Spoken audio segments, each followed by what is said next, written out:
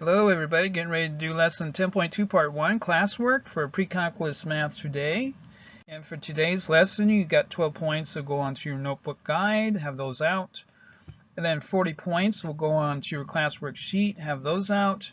Name, date, period, students, homeschoolers, onliners, put your due date there.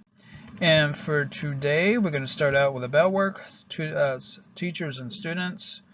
Give your students about 5-6 minutes to do these two here, completing the square. And see you in about 5 or 6. Pause your video. Okay, welcome back, everybody. Hopefully everybody's done. 4y squared plus 4y minus 9 equals 0. We're going to complete this square, so we're going to get rid of this 4, divide through by 4. And we end up with y squared plus y plus 1 over 4. Because we're going to take 1/2 of y and square it, and we get 1/4. We put 1/4 here, 1/4 here, and then this is 9 over 4. Now we have a perfect square. Y plus 1 over 2 quantity squared equals 10 over 4. And then to solve for y, we're going to take the square root of both sides. The square goes away here. Over here you got radical 10 over 2 plus or minus, and then we move our 1/2 over. We have y equals negative 1 over 2 plus or minus radical 2. Radical 10, 2. And then for this one down here, again, we're going to divide through by 2 to get rid of this coefficient there. We have x squared plus 5 over 2 plus 25 over 16 equals 4 plus 25 over 16. So we have 5 over 2, we're going to 1/2 it and square it, and we get 25/16 here, 25/16 here. This got moved over here after we divided through by 2. It becomes a 4. Now we have our perfect square here, x plus 5 over 4 quantity squared equals, and then see, this will become 64 over 16 plus 25 over 16 equals 89 over 16. We take the radical both sides. This goes away. This becomes radical 89 over 16. Because we take radical that, radical this. It becomes this and this, plus or minus. Then we have x plus 5 over 4 equals plus or minus radical 89 over 4. We move our positive 5 over 4 to the other side. We have x equals negative 5 over 4 plus or minus radical 89 over 4. To today's lesson, into your notebook, vectors in space. Physical forces and velocities are not confined to the plane. So, it is natural to extend the concept of vectors from 2-dimensional space to 3-dimensional space. In space, vectors are denoted by ordered triples. So this would be a component form of a vector, v1, v2, v3. And the 0 vector is denoted by 0 equals vector 0, 0, 0. This would be a 0 vector, okay? Sounds right. Okay. So using the unit vectors I, which would equal 1, 0, 0, then j, 0, 1, 0, and k be 0, 0, 1 in the direction of the positive z-axis, the standard unit vector notation for v is v equals v1i plus v2j plus v3k. Is in unit vector form. Here's unit vector form as shown. So here's your z-axis here. Your vector is going into the direction of your z-axis, positive z-axis. And so it'll be v1, v2, and then v3, and then here's I, j, and then k. If v is represented by the directed line segment from P, P1, P2, P3, P1, P2, P3 here, to Q, from P to Q here, Q1, Q2, Q3 up here, from this starting point to this end point there as shown. Then the component form is V is produced by subtracting the coordinates of the initial point from the coordinates of the terminal point. So we have an initial point and a terminal point. So V would equal Q1 minus P1, Q2 minus P2, and then Q3 minus P3. Vectors in space. So two vectors are equal if and only if their corresponding components are equal. 2. The magnitude or length of U is U1, U2, U3 is the magnitude of U equals radical U1 squared plus U2 squared plus U3 squared. That would be the magnitude or the length. Okay, so moving on here, a unit vector U in the direction of V is U equals V over the magnitude of V, where V cannot equal 0. And then 4, the sum of U equals U1, U2, U3, and V equals V1, V2, V3 is the sum of these two here would be U plus V. U plus V equals U1 plus V1, U2 plus V2, U3 plus V3, and it's called vector addition. And then 5, the scalar multiple of a real number C and U, U1, U2, U3, is CU, would be CU1, CU2, and CU3 as a scalar multiplication. And then the dot product of U, U1, U2, U3, and V, V1, V2, V3, is U times V be U1, V1 plus U2, V2 plus U3, V3. That would be how your dot product is done for these two vectors. So let's try one now. Finding the component form of a vector. Find the component form and magnitude of the vector V having an initial point 342 and terminal point 364. Then find a unit vector in the direction of V. Okay, so we got three different things here. The component form of V, which is V is here, the component form of V is V equals 3 minus 3, 6 minus 4, 4 minus 2. So we go 3 minus 3, 6 minus 4, because this is the terminal point, right? You subtract from your terminal point your initial point.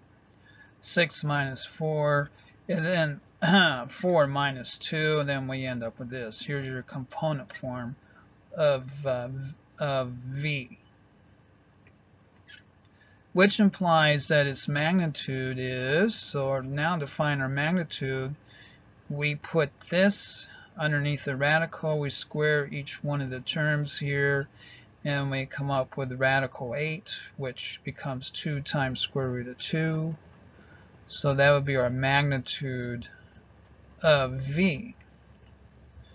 And then the unit vector in the direction of V is, the unit vector in the direction of V is U equals V over the magnitude of V equals 1 over 2 times square root of 2, which is 1 over, or 2 times square root of 2 multiplied by 0.22, which is our component form of V. And then when we multiply this out, we come up with 1 over square root of 2, and then 1 over square root of 2, and then simplifying that we get 0 radical 2 over 2 radical 2 over 2. So this would be our unit vector in the direction of V. This is what it would be right here. Okay, so let's try one now. A, write the component form of the vector v, b, so this is where a will go here, and then b, find the magnitude of v, that will go here, and then c, find a unit vector in the direction of v, that will go here. That one's on you, students. I'm going to let you do that one. Well, I'll do these two up here. So for our initial point, for up here, this is our initial, this is our terminal.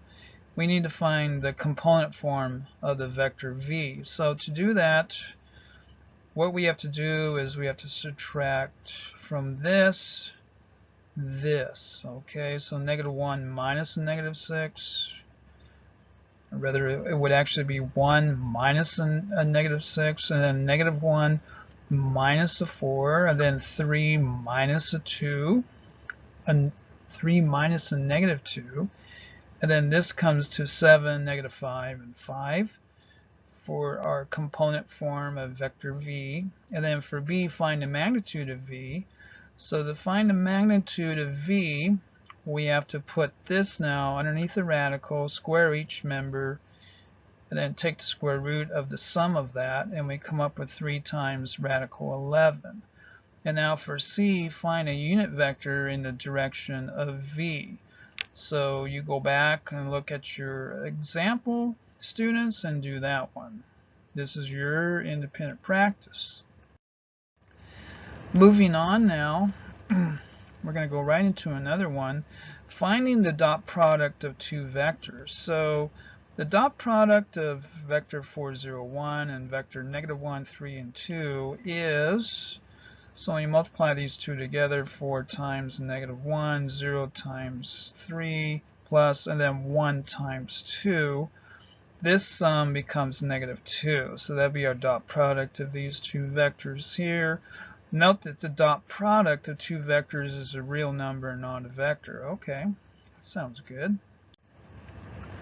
So now here, let's find our dot product between u and v here. Between u and v, what's our dot product there? So again, we're going to multiply through. U times v is 4, -1, and then 2, -5, and 8.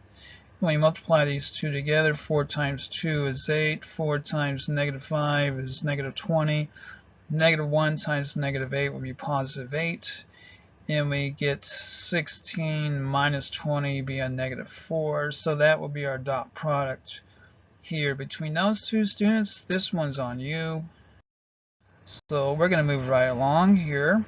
As was discussed in section 6.4, the angle between two non-zero vectors is angle theta. So this would be an example here of theta. Here's u and here's v.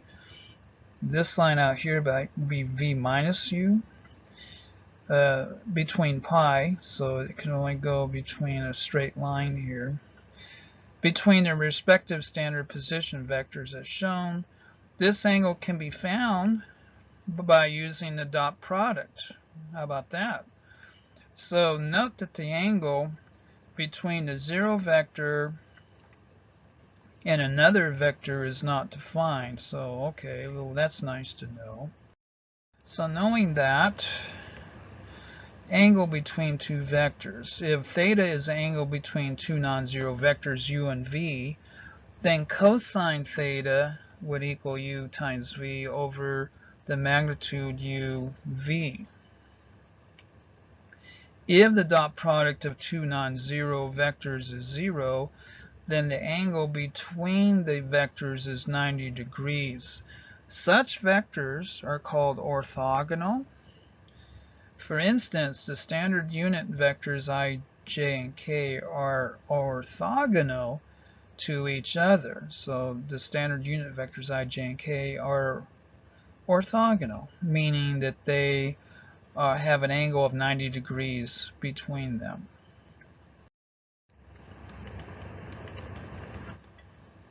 Finding the angle between two vectors. Find the angle between u, which is 1, 0, 2, and v, which is 3, 1, 0. So cosine theta here, u times v over the magnitude of u and v. So we multiply these two together, we get a dot product here of 3. And then when we multiply these together and then take the magnitude of them, we get radical 50. So meaning we have to multiply these together and then take that and square it. Once we do that, and we get a radical, square it, square their sum, and then take the square root of it, and it's 50 is what we get for that. So there's quite a bit here that goes on to get to radical 50. This implies that the angle between the two vectors is theta equals the arc cosine of 3 over radical 50 would equal 64.9. So this is the angle here that's designated by 3 over radical 50. That would be this angle here. So by using that, by using this structure here and all this procedure that's involved in here, finding magnitudes of these two, the magnitudes in the denominator, and then our dot product would be in the numerator to find the angle between these two vectors, 64.9. Okay, now let's try one of these. Find the angle between these two vectors. So 0, 2, 2, 3, 0, negative 4. Students, I want you to do this one, so pay attention up here. So the cosine theta would be u times v, so our dot product up here would be negative 8. And then our magnitudes of u and v would be radical 8 times radical 25. And then when you take the arc cosine of that, you have 124.45 degrees for the angle between these two vectors here. And that is 10.2 part 1. 10.2 part 1. And if you need course materials or you have questions, animated PowerPoint math video at AOL.com. Thank you very much.